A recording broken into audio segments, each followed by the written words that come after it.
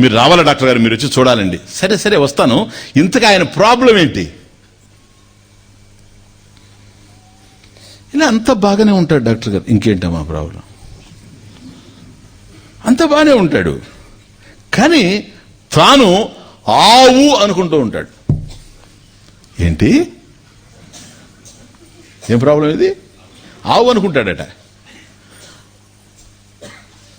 ఈయన ఆలోచన చేశాడు సైకియాట్రిస్ట్. అతను ఆవు అనుకుంటున్నాడని నీకెట్లా అర్థమైంది? నువ్వేమైనా గేదె? ఈయన కూడా సైకియాట్రిస్ట్ దగ్గర పోవాలనే కానీ మన అదృష్టం ఉండి తమాషా ఉంటుంది. ఇప్పుడు ఆయన ఆవు అనుకుంటున్నాడని చెప్పావు, అనుకునేది మనసులో కదా, నీకెట్లా తెలుసు? ఈయన ప్రశ్న. ఏం లేదండి, మా అన్నపూర్ణశాల అంటే మేము వంటశాల ఉంది కదా, దానికి ముందు ఒక మైదానం ఉందండి. ఆ మైదానంలో బాగా పచ్చిక పెరిగింది, అక్కడ మేస్తూ ఉంటాడు. ఎందుకు మేస్తూ ఉంటాడు? అదే ఆయన ఆవు అనుకున్నాడంటే పోయి మేస్తూ ఉంటాడు. ఏం చేస్తాడమ్మా నీ భర్త? స్టేట్ గవర్నమెంట్లో మేనేజర్గా ఉంటాడు. మరి ఉద్యోగానికి పోతాడు. మరి అక్కడేం చేస్తాడు? ఏమోనండి, అక్కడ కూడా మేస్తా ఉంటాడేమో. ఎందుకంటే మేనేజర్ కదా, మేనేజ్ చేసుకుంటూ ఉంటాడు అక్కడ కూడా. అట్లాగమ్మా, సరే అర్థమైంది. అతను నేను ఎగ్జామిన్ చేస్తాను, నువ్వు రేపు తీసుకొని రా ఆయన్ని 10 గంటలకని. లేదు డాక్టర్ గారు, ఆయన రాడండి. ఎందుకని రాడు? వీలు కాదండి. రాడు ఎందుకని? ఆయన ఇక్కడికి వస్తే పాలు ఎవరిస్తారు డాక్టర్?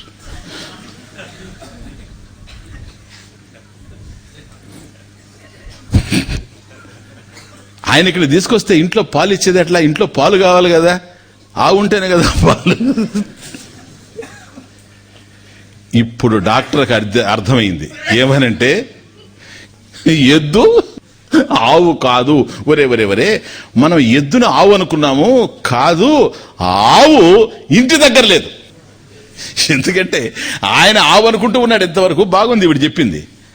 ఇప్పుడున్నా చూసారు చివరి సెంటెన్స్, ఆవుని ఇక్కడ తీసుకొస్తే పాలెవరు వాళ్ళ ఇంటికని. అప్పుడు అర్థమైంది, ఓహో ప్రాబ్లము అక్కడ కాదు,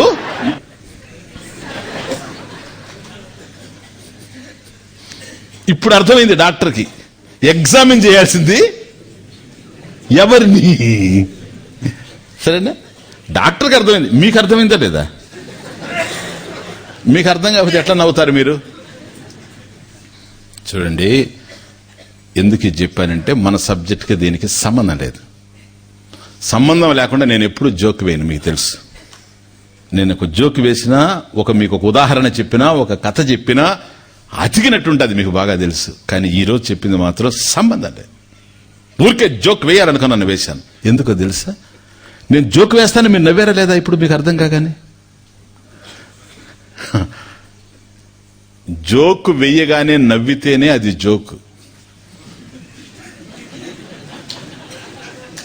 అది జోక్ అయితే జోక్ వేయగానే నవ్వాలి, జోక్ కట్ చేయగానే నవ్వాలి. అంతేగాని నేను ఇక్కడ జోక్ వేస్తే మీరు సికింద్రాబాద్ పోయి నవ్వారనుకోండి,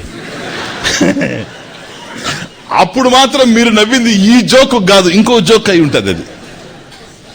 కాబట్టి జోక్ అయినప్పుడు ఎప్పుడు జోక్ కట్ చేసామో అప్పుడే నవ్వాలి. దాహం ఉంటే ఎప్పుడు నీళ్లు తాగావో అప్పుడే నీకు దాహం తీరిపోవాలి. నువ్వు ఇప్పుడు నీళ్లు తాగేది సాయంత్రంగా దాహం తీరేది. దాహంగా ఉంది, దప్పిగ్గా ఉంది, నీళ్లు తాగా వెంటనే తీరిపోతుంది. అట్లాగే నేను పడుకొని నిద్రపోతున్నాను, కళ్ళు తెరిచాను, కళ్ళు తెరవగానే ప్రపంచం కనిపించాలి, నేను గుడ్డివాడిని కాకపోతే. అంతేగాని కళ్ళు తెరిచేది ఇప్పుడు, ప్రపంచం నాకు అనుభవానికి వచ్చేది రేపు సాయంత్రం మాత్రం కాదు.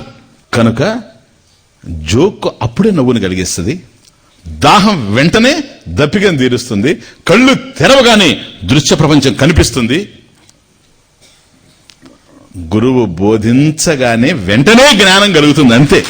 అంతేగాని రేపు ఉదయం కాదు జ్ఞానం కలిగేది, ప్రబోధ సమయే అది జ్ఞానం. అంటే ఇచ్చేటప్పుడే బుద్ధికి అందాలి జ్ఞానం. అంతేగాని ఇప్పుడు జ్ఞానం ఇస్తూ ఉంటే నీకు అందకపోయేదేంటి?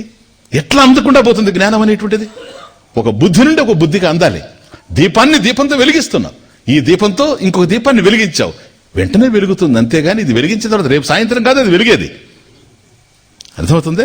జ్ఞానం ఇది కూడా వెలుగు, కాబట్టి వెంటనే వెలగాలి. ట్యూబ్లైట్ అయినా కూడాను కొద్ది లేట్ కావాలి, అంతేగాని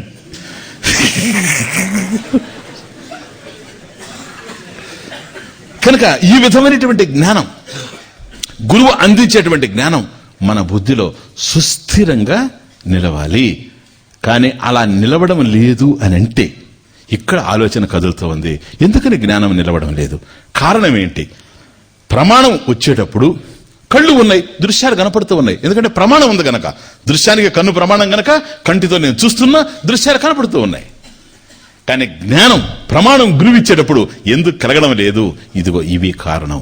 అనిత్యాలు మనసును కుదిపేస్తూ ఉన్నాయి, రాగద్వేషాలు పట్టి పీడిస్తూ ఉన్నాయి. వీటిని ఏ విధంగా సమరసం చేసుకోవాలో మనకు మొట్టమొదట అర్థం కావాలి. కాబట్టి భగవంతుడు నాకు కావాలి. ఎక్కడ కావాలి? ఎక్కడికి పోయి నువ్వు పొందుతావు భగవంతుడిని? ఎక్కడెక్కడ తిరుగుతావు నువ్వు భగవంతుడి కోసం? సూటిగా, సున్నితంగా, సూక్ష్మంగా శ్రీకృష్ణ పరమాత్మ, నాయన అర్జున ఒక్క మాట విను. ఈశ్వరః సర్వభూతానాం హృదేశేర్జున తిష్టతే. ఎక్కడున్నాడు ఈశ్వరుడు? ఈశ్వరః ఈశనశీలః నారాయణః. ఈశ్వరః సర్వభూతానాం సర్వప్రాణినాం హృద్దేశే హృదయ దేశే తిష్టతి. అడ్రస్, భగవంతుడి అడ్రస్. నీ హృదయంలో భగవంతుడు ఉన్నాడు. చూడు ఎంత డైరెక్ట్, సాక్షాత్ భగవంతుడు చెప్పేది. కాబట్టి హృదయంలో భగవంతుడు ఉండేటప్పుడు నాకు ఏంటి ప్రపంచంలో లేంది? దీనికి అవరోధం ఏదో తొలగించుకోవాలంతే. కనుక ఎంత వర్షం పడినా, ఎన్ని నదులు వచ్చి కలుస్తూ ఉండినా, లేక తనలో ఉండేటువంటి జలం ఎంత ఆవిరైపోతూ ఉండినా, సూర్యరశ్మికి సాగరం ఇప్పుడు పూర్ణంగానే ఉంది. దాంట్లో ఏ విధమైనటువంటి కొరత లేదు. అట్లా పూర్ణ రూపుడైనటువంటి పరమాత్మ, ఏ కొరత లేనటువంటి వాడు, ఏ వెలితి లేనటువంటి వాడు, పూర్ణ శోభతో నీ హృదయంలో దేదీప్యమానంగా ప్రకాశిస్తూ ఉన్నాడు. సాగర పూర్ణం. సాగరంలో ఎట్లాగైతే వెలితి లేదో, ఎన్ని నదులు వచ్చి కలిసినా, ఎంత ఆవిరైపోతూ ఉండినా నీరు, సాగరం ఎట్లాగైతే పూర్ణంగా ఉందో అట్లాగే పూర్ణ రూపుడైనటువంటి పరమాత్మ, పరిపూర్ణ ఆత్మ పరమాత్మ మన హృదయంలోనే ఉన్నాడు. కాబట్టి సాగరంలో ఎట్లాగైతే కెరటాలు కదులుతూ ఉన్నాయో, కెరటాలు ఎక్కడ కదులుతాయి? సాగరంలోనే కదులుతాయి. ఆ కెరటాల్లో ఉన్న నీరు సాగరంలో ఉన్నటువంటి నీరే. అట్లాగే పరమాత్మ యొక్క కరుణ అనేటువంటి కెరటాలు ఎప్పుడూ హృదయంలో కదులుతూ ఉన్నాయి, అందరి మీద పడుతూ ఉన్నాయి, ఎవరి మీద పడడం లేదు. భగవంతుని యొక్క దయ నాకు లేదని నువ్వు అనుకోవచ్చు. భగవంతుడి దయ లేకపోతే ఈ ప్రపంచంలో జీవించగలవా? నువ్వు చూస్తున్నావంటే భగవంతుని యొక్క దయ ఉంది. కాబట్టి చైతన్యపూర్ణంగా, పూర్ణ చైతన్యంగా నీ హృదయంలో పరమాత్మ భాషిస్తూ ఉండడం వల్లనే నువ్వు చూస్తూ ఉన్నావు, నేను మాట్లాడుతూ ఉన్నా, ఆయన వింటూ ఉన్నాడు, ఈయన నడుస్తూ ఉన్నాడు, ఆయన తిరుగుతూ ఉన్నాడు, ఈయన శ్వాస పీల్చుకుంటూ ఉన్నాడు. ఇవన్నీ కేవలం పరమాత్మతోనే జరుగుతున్నాయి. ఎక్కడ లేడు పరమాత్మ? ఇక్కడే ఉన్నాడు. కావలసింది ఏంటి? ఆ పరమాత్మ ఇక్కడే ఉంటే నా బుద్ధి గ్రహించాలి. ఇది జ్ఞానం. మోక్షం ఉన్నదే. ఎలా ఉంది? జ్ఞాన రూపంలో ఉంది. జ్ఞాన రూపంలో మోక్షం ఉంది కనుక జ్ఞానం అనేటువంటిది బుద్ధిలో కలగాలి, మోకాల్లో కలిగే అవకాశం లేదు. బుద్ధిలో కలగాలంటే ఏ బుద్ధిలో జ్ఞానం కలగాలనో ఆ బుద్ధి శుద్ధిపడి ఉండాలి. సహా అమృతత్వాయ కల్పతే. ఓకే. కాబట్టి ఎవరి బుద్ధి అయితే శుద్ధిపడి ఉందో అటువంటి శుద్ధ బుద్ధి కలిగినటువంటి వాడు మోక్షాన్ని పొందడానికి ఈ ప్రపంచంలో అర్హుడవుతూ ఉండాడు. అందువల్ల ఇక్కడ హృద్దేశేర్జున తిష్టతి. శంకరాచార్య స్వామి భాష్యంలో ఇక్కడ ఒక అద్భుతమైనటువంటి నిర్వచనం చేస్తారు. ఈశ్వరః నారాయణః పరమాత్మ సర్వభూతానాం సర్వప్రాణినాం హృద్దేశే హృదయ దేశే తిష్టతి. అర్జున. అర్జున ఎందుకు అర్జున అనాల్సి వచ్చిందంటే ఇక్కడ శంకర భాష్యం ఇంకెక్కడ లేదు. ఇది అర్జున అనేటువంటి పదానికి అనేక సార్లు అర్జున అనేటువంటి పదం భగవద్గీతలో రావడం మనం విన్నాం. కానీ ఇక్కడ మాత్రం ఒక అందమైనటువంటి అర్థాన్ని శంకరాచార్య స్వామి చూపిస్తారు. ఏమిటో తెలుసా? అహశ్చ కృష్ణ అహరర్జునశ్చ. ఇది వేదంలో ఉంది, ఋగ్వేదంలో ఉంది. దాన్ని కోట్ చేస్తాడు ఇక్కడ. అహహ అంటే పగలు, అహహ అంటే పగలు. ఒక పగలు ఎట్లా ఉందంటే, ఒక పగలు కృష్ణ నల్లగా కలుషంగా ఉందట ఒక పగలు. అహరర్జునశ్చ అహహ అర్జునశ్చ అర్జున. ఇంకొక పగలు ఎట్లా ఉందంటే అర్జున అంటే స్వచ్ఛంగా శుద్ధంగా ఉంది. అర్జున అనేటువంటి పదానికి ఋగ్వేదంలో అర్థం అది. ఒక పగలు కలుషంగా ఉంది, నల్లగా ఉంది. ఒక పగలు స్వచ్ఛంగా శుద్ధంగా ప్రకాశవంతంగా ఉంది. కృష్ణ అర్జున ఇద్దరు ఇక్కడే ఉన్నారు. ఇది తమాషా. చూడండి, ఇది ఋగ్వేదం నుంచి కోట్ చేస్తారు. అంటే ఒక్కొక్కసారి పగలు అర్జున అంటే శుద్ధం, శుద్ధం అంటే నిర్మలం. ఆకాశం ఎప్పుడు నిర్మలం అంటే మేఘాలు చేరుంటే నిర్మలం కాదు. వినిలా నిర్మలంగా ఉండాలి ఆకాశం అంటే, ఏం మేఘాలు లేకుండా ఉండాలి. కనుక మేఘాలు ఉండేటువంటి ఆకాశం ఒకటి. కాబట్టి మేఘాలు ఉండేటప్పుడు నల్లగా ఉంటది, కాంతి తక్కువగా ఉంటది. దట్టమైనటువంటి మేఘాలు మనం వర్షాకాలంలో చూస్తూ ఉంటాం. మేఘాలు ఆకాశంలో దట్టంగా వ్యాపించినప్పుడు మనకు కాంతి తగ్గినట్టుగా ఉంటది, ప్రకాశం తగ్గినట్టుగా ఉంటది కాదు. ఇది కృష్ణ నలుపు. కాబట్టి ఒక పగలు నల్లగా ఉంటది, ఒక పగలు స్వచ్ఛంగా తెల్లగా ప్రకాశవంతంగా శుద్ధంగా ఉంటది, పరిశుద్ధంగా ఉంటది. అది ఏమి పగలో తెలుసా? క్లౌడ్ లేకుండా ఉండడం, అర్జునశ్చ. కాబట్టి పగలే అయినా, రెండు పగల్లే అయినా ప్రకాశవంతంగా ఉండే పగలు ఒకటి, ప్రకాశం మందగించినటువంటి పగలు మరొకటి. అలా ప్రకాశం మందగించడానికి కారణం ఏమిటంటే మేఘాలు ఉండడం అని అర్థం. మేఘావృతమైనటువంటిది, మేఘం చేత కలుషితమై ఉందని అర్థం.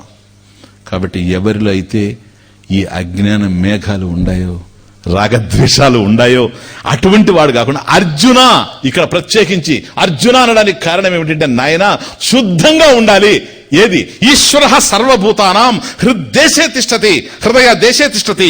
ఈ హృదయంలోనే ఉన్నాడు పరమాత్మ. నేను ఎక్కడో నిన్ను తీసుకెళ్లి చూపెట్టడం లేదు, నిన్ను శ్రీశైలం తీసుకెళ్లడం లేదు, నిన్ను భద్రాచలం తీసుకెళ్లడం లేదు, అర్థమవుతుందే? నిన్ను బద్రీనాథ్కి రమ్మని పిలవడం లేదు, పంపా సరోవరం దాటి రా నీకు అక్కడ అయ్యప్పని చూపిస్తాననడం లేదు. నో, అక్కడికి అంతటికి కూడా వెళ్ళి చూడాలి పరమాత్మని. అన్ని చోట్ల పరమాత్మ ఉన్నాడు, కాదనడం లేదు. కానీ ఇప్పుడు ఇచ్చే జ్ఞానం ఏంటో తెలుసా? డైరెక్ట్ గా నీ దగ్గరే, నీ దగ్గరే.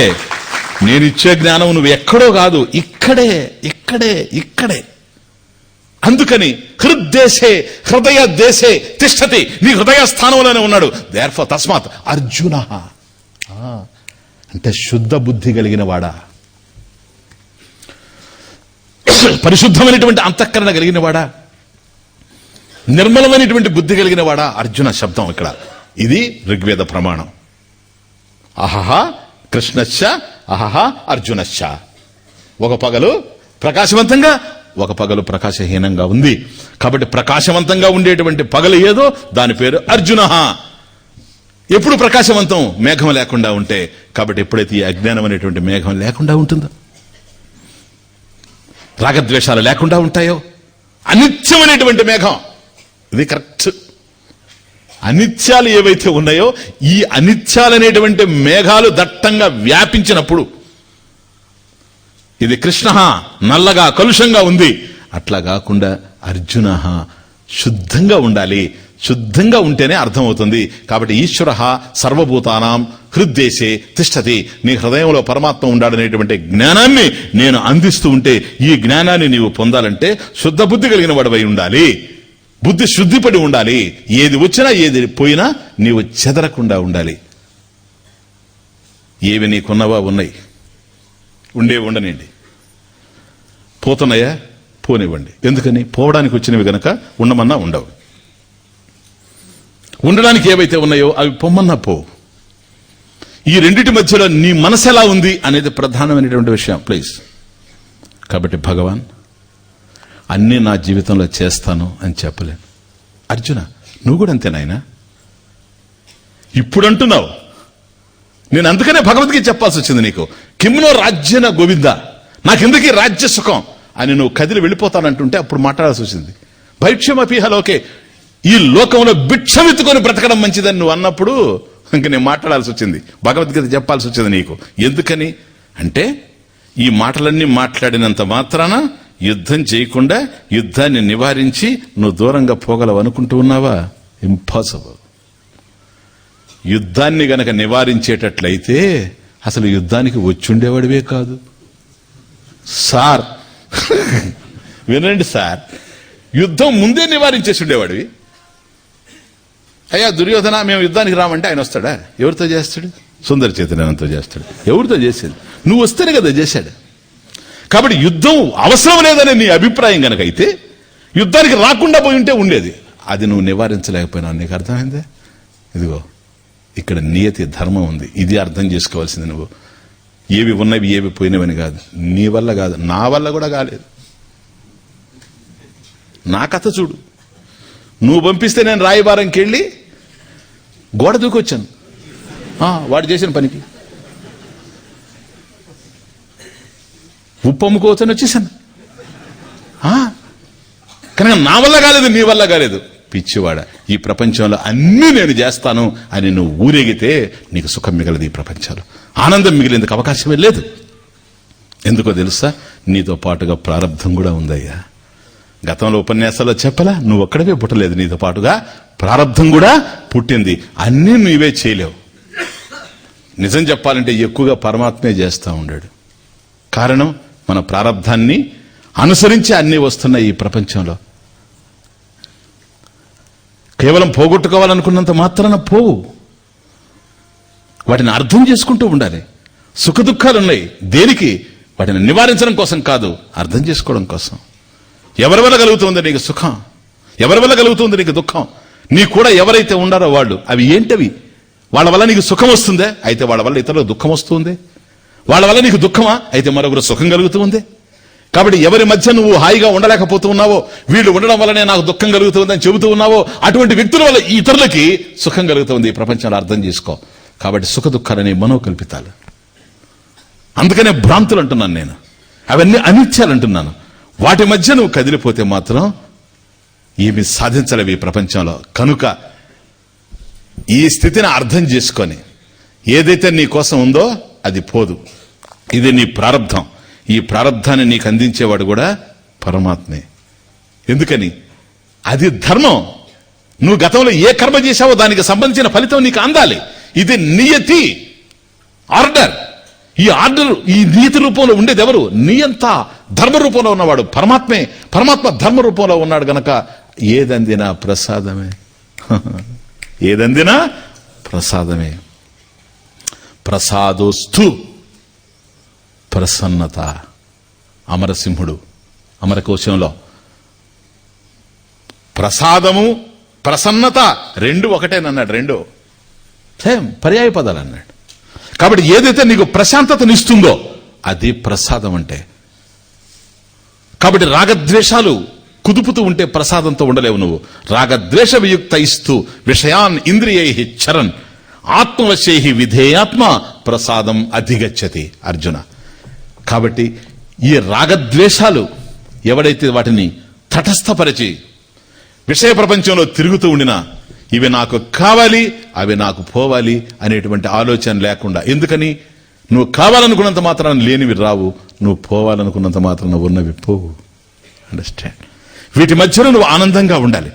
కనుక రాగద్వేషాన్ని తటస్థపరిచి మనసును ప్రశాంతంగా ఉంచుకొని ఏవి ఉండినా ఏవి ఊడినా నీలో ఏ విధమైనటువంటి కలత లేకుండా గనక మనసును తయారు చేసుకోగలిగితే ఇప్పుడు నువ్వు అంతర్ముఖుడు కాగలవు. సాగర రూపంలో పరమాత్మ ఉన్నాడు. సాగరంలో కెరటాలు ఎట్లాగైతే లేస్తూ ఉన్నాయో ఆయన యొక్క దయ ఆ కెరటాల రూపంలో నీ దగ్గర కదిలొస్తూ ఉంది. నేను చాలా లోతున పడిపోయినాను నువ్వు అనుకోవచ్చు, కానీ ఉద్ధరించేవాడు నువ్వు ఎంత లోతులో ఉన్నా వస్తాడు.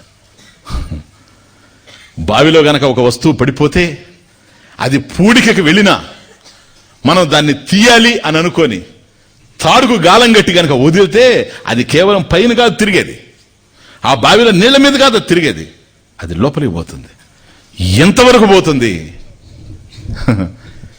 ఎక్కడైతే పూడికలో వస్తువు ఉందో ఆ పూడిక వరకు ఈ తాడు పోతుంది. ఈ పాశం అక్కడ వరకు పోవాలి. అప్పుడు ఆ గాలం ఆ వస్తువుని పట్టుకొని పైకి తీస్తుంది. కాబట్టి ఈ పాశం ఏదైతే ఉందో ఇది ప్రేమ పాశం, ఇది భక్తి పాశం, పరమాత్మకు సంబంధించింది ఇది. కాబట్టి నీవు అట్టడుగున పడిపోయి ఉండినా, పూడికలో నువ్వు ఉండినా, పరమాత్మ ఉన్నతుడిగా ఉండినా, నీలపై మనస్సు నేను, నింగిలో మహిమ నీవు, భానుడున్నది గగనమైన, పేద కమలము నోచుకోదా.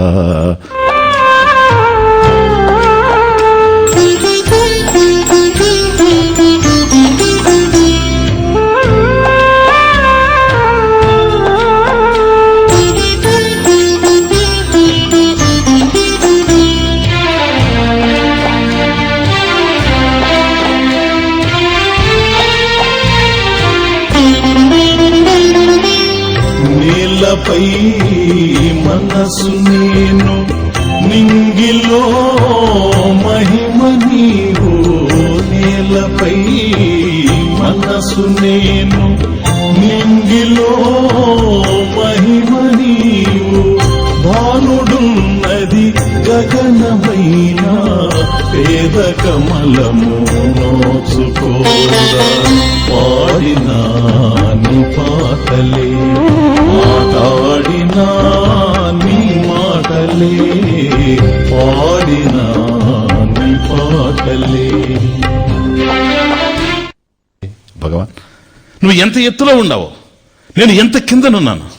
ఉన్నత స్థాయిలో నువ్వు ఉన్నావు, నీచ స్థాయిలో నేను ఉండొచ్చు. కానీ ఎప్పుడైతే నా మనసు నీ వైపుకు తిరిగిందో, అందువల్ల అర్జున,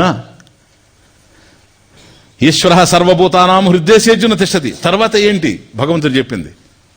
తమేవ శరణం గచ్చ సర్వభావేన భారత. అది తమ్ ఏవ, అతన్నే శరణం గచ్చ. నువ్వు శరణ చూచ్చు ఆయన్ని. కాబట్టి ఎవరిని నువ్వు శరణనాలి? పరమాత్మనే. ఎలా? సర్వభావేన. నీ మనసులో ఏ భావం కదిలినా ఆ భావం పరమాత్మదై ఉండాలి భారత. కాబట్టి ప్రకాశంలో నువ్వు రమించాలి అనుకునేటువంటి, భా అంటే ప్రకాశం, రత రమించేటువంటి వాడివి. కాబట్టి నువ్వు ప్రకాశంలో, జ్ఞాన ప్రకాశంలో ఉండాలనుకుంటే సర్వభావాలు ఏ అయితే నీలో కదులుతున్నాయో అవి పరమాత్మ వైపే పోవాలి. పాడినా నీ పాటలే, మాట్లాడినా నీ మాటలే.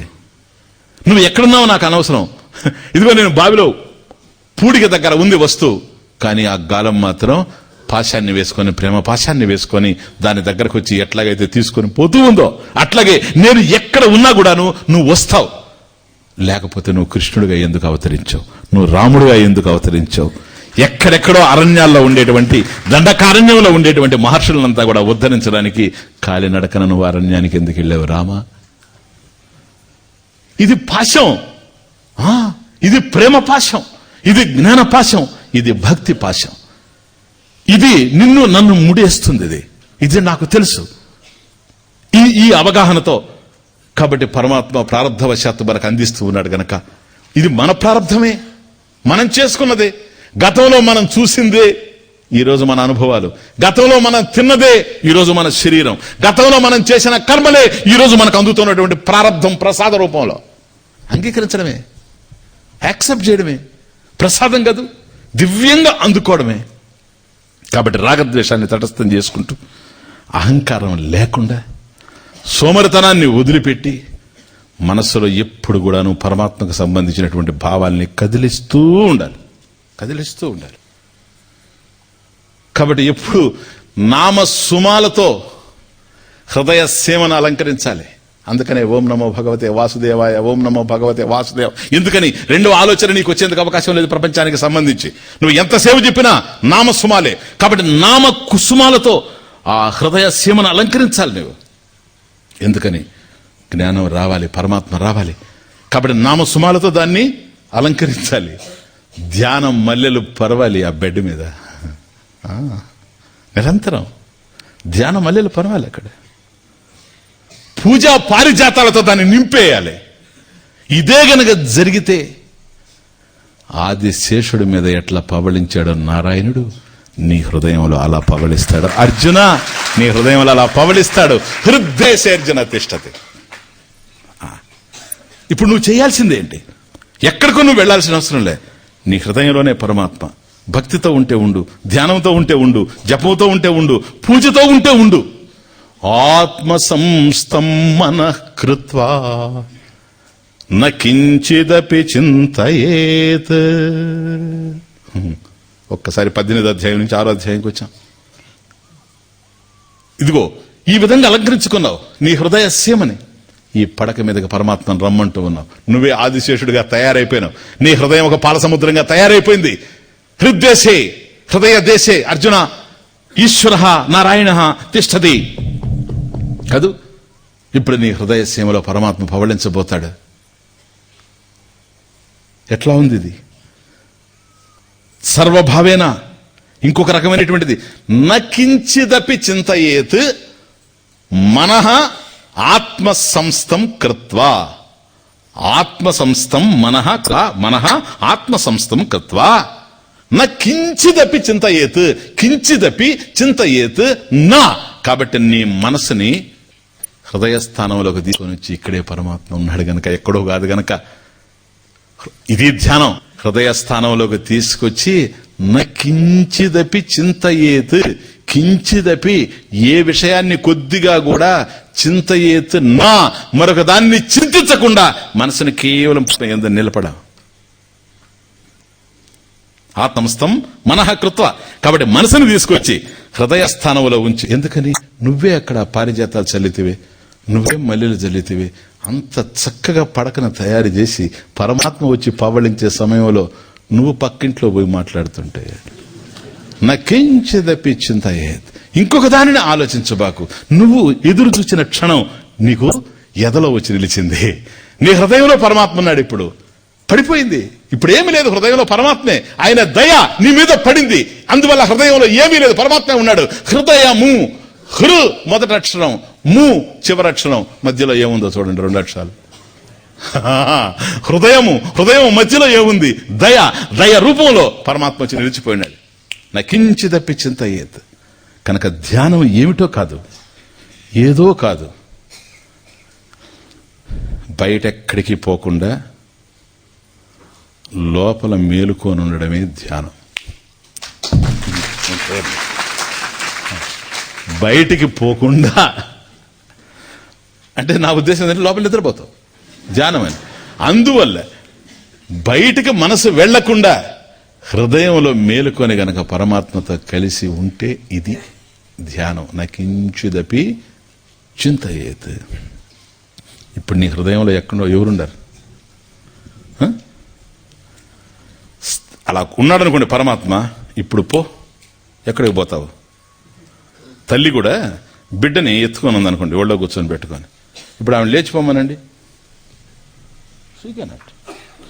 పాలిస్తా ఉంది, పిల్లవాడు పాలు తాగుతా ఉండి. ఇప్పుడు ఏం పోదు. అందుకని అందరికీ చెప్తుంది పనులు.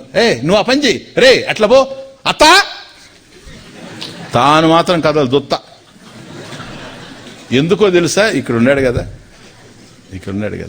కాబట్టి పరమాత్మని ఒడిలో పెట్టుకొని పాలిచ్చేటువంటి, ఆనందాన్ని అనుభవించేటువంటి ఈ తల్లి బిడ్డని ఒళ్ళో పెట్టుకొని ఉండేటువంటి తల్లి ఎట్లా లేచిపోలేదో, హృద్దేశే హృదయ దేశే తిష్టతి ఈశ్వర. నీ హృదయ స్థానంలో గనక పరమాత్మ ఉంటే నువ్వెక్కడికి పోతావయ్యా? నువ్వెక్కడికి పో. నువ్వు కళ్ళు మూసుకొని కూర్చొని ఉంటావు సుదేశ్, నువ్వు కళ్ళు మూసుకొని కూర్చొని ఉంటావు, నీ ఒడిలో కృష్ణుడు కూర్చొని ఉంటాడు. ధ్యాన పెట్టుకోవడం. కృష్ణుడు ఒళ్ళో పెట్టుకుని కూర్చొని ఏం చేస్తున్నాం మనం? మనం డబ్బులు తెచ్చి ఒళ్ళో పోసుకొని, అదే అది లక్ష్మి. ఇక్కడ లక్ష్మీపతి. లక్ష్మీపతి సార్. అందువల్ల బయటకు పోయే ప్రశ్నలే, ఒళ్ళో వేసుకుని లెక్కెట్టుకోవడం కాదు ఇది. ఒళ్ళో కూర్చోబెట్టుకొని ఆనందించడం. ఇంకెక్కడికి పోవాలి? పోవాలంటుంటే మనసు ఒప్పుకోవడం లేదు. ఎందుకని? ఏముంది గనక పోయేది? నేను కావాల్సిందంతా ఇక్కడే దొరికింది, సమస్తం ఇక్కడే ఉంది, అంతా ఇందులోనే ఉంది, అంతా ఇక్కడే ఉంది. అంతా ఇక్కడే ఉండేటప్పుడు నేనెక్కడున్నాను? నేను ఎక్కడి నుంచి వచ్చాను? నేను ఆయన ఎక్కడున్నాం? ఆయనే ఉన్నాడు, నేను లేను. ఇది శరణాగతి. ఇది శరణాగతి. నువ్వు ఉన్నంత వరకు ఏమి శరణాగతి? నేను అనేది ఉన్నంత వరకు ఏమి శరణాగతి? అందువల్ల భగవంతుడికి నేను ఏదైనా సమర్పించానని మళ్ళీ అంటాడు, నేను సమర్పించాను. అది ఉంది కదా. కనుక ఇవ్వడానికి లేడు ఎవడు, పుచ్చుకోవడానికి లేడు, ఉన్నవాడు ఒక్కడే, వాడు అంతటా నిండున్నాడు. అర్జున, నేను చేసిన మ్యాజిక్ ఏమిటంటే ఇక్కడ అంతటా ఉన్నాడు గనక, అంతటా ఉండేవాడు ఎక్కడ లేకుండా ఉంటాడు చెప్పు? అంతటా ఉన్నాడు అంటున్నావు. అంతటా ఉన్నప్పుడు సర్వవ్యాపి కదా. మరి సర్వవ్యాపి అయిన వాడు ఎక్కడ లేడో చెప్పు? స్వామీజీ అక్కడ లేడు అన్నావు అనుకో, సర్వవ్యాపి ఎట్లా అవుతాడు ఆయన? అంతటా ఉన్నాడు. అంతటా ఉండేవాడిని ఎక్కడ పట్టుకోవాలి? ఎక్కడ ఆలోచన కదులుతూ ఉందో అక్కడే పట్టుకోవచ్చు. ఎందుకని? అంతటా ఉన్నాడు గనక ఇక్కడ కూడా ఉన్నాడు. ఈశ్వర నారాయణ సర్వభూతానాం హృద్దేశే హృదయ దేశే తిష్టతి.